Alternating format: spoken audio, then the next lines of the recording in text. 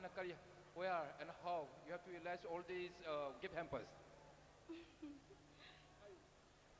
Adam, Adam serious akade. Adam serious again is okay, very nice. Thank you very much.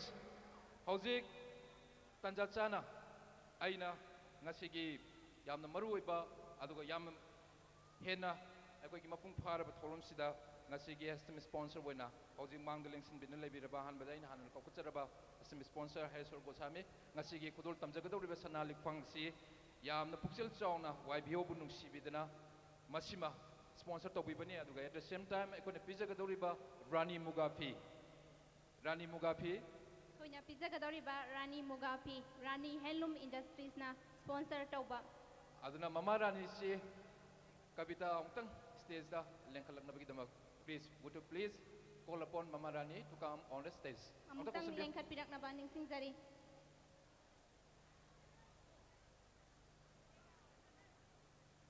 Yamna Nungairabang Asigi, very big and unforgettable festival Ningul Choko Waduga, unforgettable moment Masigi Yamnungairaba, lucky drogi winner, Ekona considerable officially declared to Rubasda, Miam Saruka Bimotam, the White Yogi Mike, has a Pulukari Luna, Mamarani, Lensin Bernardina Coxinjari.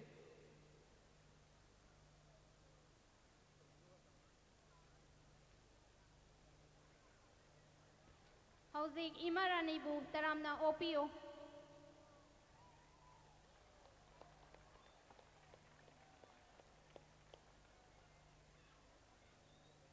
So, Mama, listen, please. The single winner, Aina Ming Panjariba Gosai Mim Ongbi Amita Devi.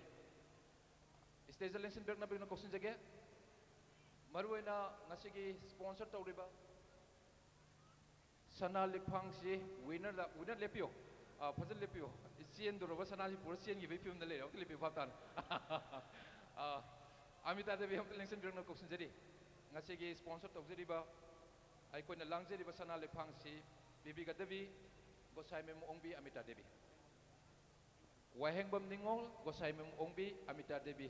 So beautiful lady, Lengsin Berekle, Hozik, Aikogi, Darkar Leba, Quadigi Hena, Ikai Kumnazariba, Nungshi Zaraba, Miri Kudima stays the Lengsin Binelebire, especially for the lottery. Hozik, Ahan Bada, Nasiki Thorum Samari Lena, Tentakna, why be on Masi Sinjaba Matamda, Aduga lottery Pantuk Matamda. Tasengna Yabidna Puxil Sengna, Sana Lipang sponsored Tobiba, Yamna Puxil Chauraba, Wankai Lamdam the Leviba, Aginung Sijaraba Sar, Harisur Gosami. Would you please come little forward and would you please share a little word to us, YPO, especially the audience tonight?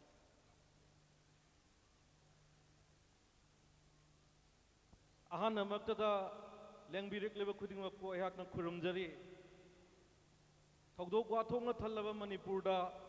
Mapung Pana Noxi Nongamda, Tangtaduna Lacy, Punsigi Wakalona Madusuyada, Matamgi, Matamna Porakpa, Nat Yoba, Harau Kumina Lakpada, Kanduna Tatpasuyada, Asigun Lava Pumamada, Aikwebu Kadom Dano, Equinatogadavasi, Ayakna Haigadava Sikarino, Todok Namayam, the Haidan Lady, Taseng Namak, conflict situation Namada.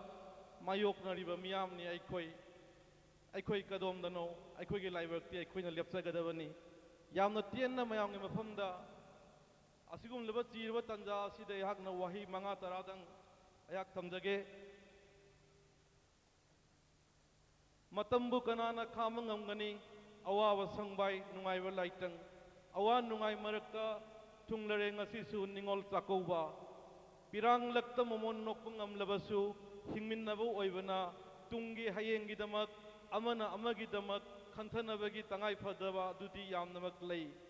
Adubu, Kapning Labasu, Nokning Basaduna, Lemnai Davamatangi Selda, Ningol Singi, Ipanava Kanduna, Nasigi Torum, Asigi Atilarang Oibiriba, YBO Wankaibu, Namkai Latana Tagatari, Lengwi Rakliba Kuding Makusu, Amukaina Korumjari. Thank you all, Punapu Korumjari.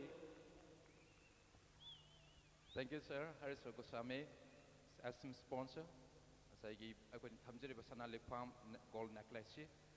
Kavita, Ahan Basi, नाचोम खुदोल तंबगी थोरमनी नुपी ओइबिगी थमोइदा करी फाउबिरिबा खितंग हाइबियो कविता please निगोल ओइबिसिंगी मफमदा नाचोम हाइबस्ती सुंग्यावमो याउद्रबा याद्रबा लई मखल अमनी हाइजनिंगे नाचोम हाइबस्ती नुपीगी लैतेंगनी ngasi natung khudol tambinabagi damak ngasi nasol khudom tamdibinabagi damak ima rani kausinjari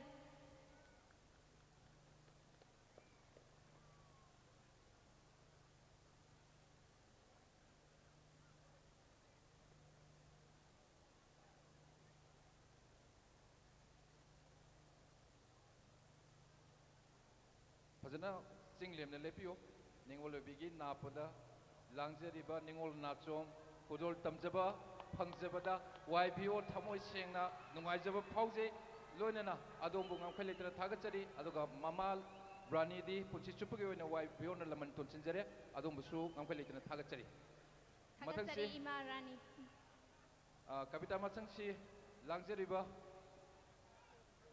sana liphang khudol tamnabagi tanjaduni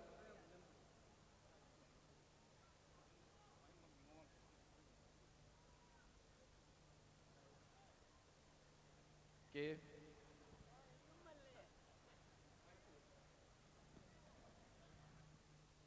वहेंगबम निंगोल गोसाईमयुम ओंबी Amita Devi ngasi ki sana likpang laibuk pharabi ngasi ki lucky winner ranjana ranjana gi mafam da kudol tambina bagi ma koksinjari chinglem na ranjana lepiyo nokpe nokpe to biu mai thongdu sana phangbagi pakhat khidna nokpu kaure please the nokpiyo bawlom don sen biu bawlom don sen biu please nungai lepiyo nek okay thank you very much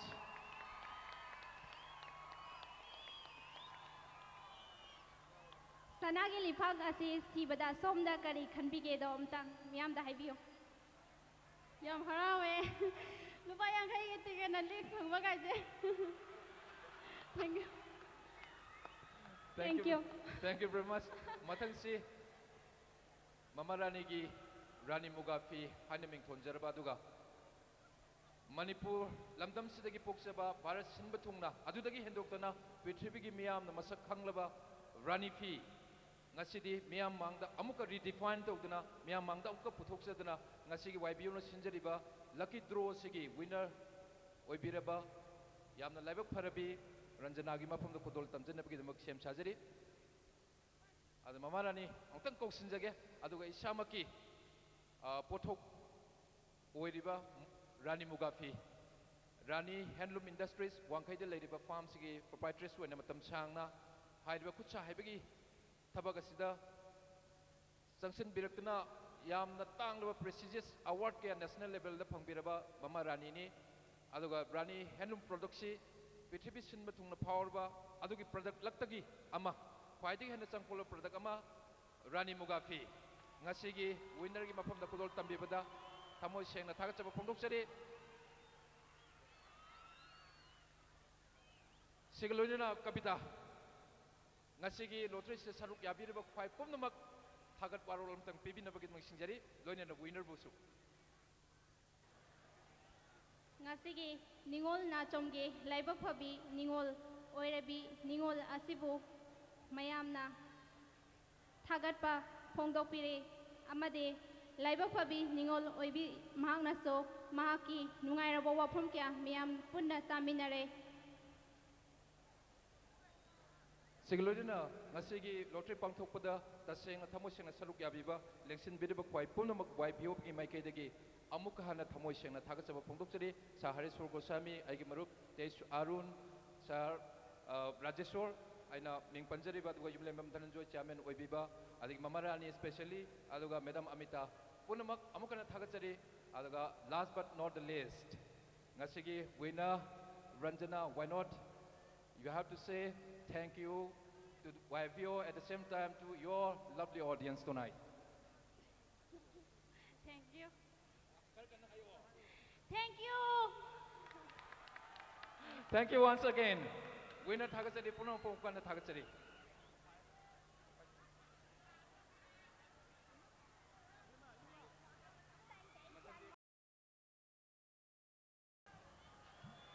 ꯍꯧꯖꯤꯛ ꯁꯩꯁꯛꯁ꯭ꯔꯤ ꯃꯥꯙꯨꯔꯤꯕꯨ ꯇꯔꯥꯝꯅ ꯑꯣꯛꯄꯤꯌꯨ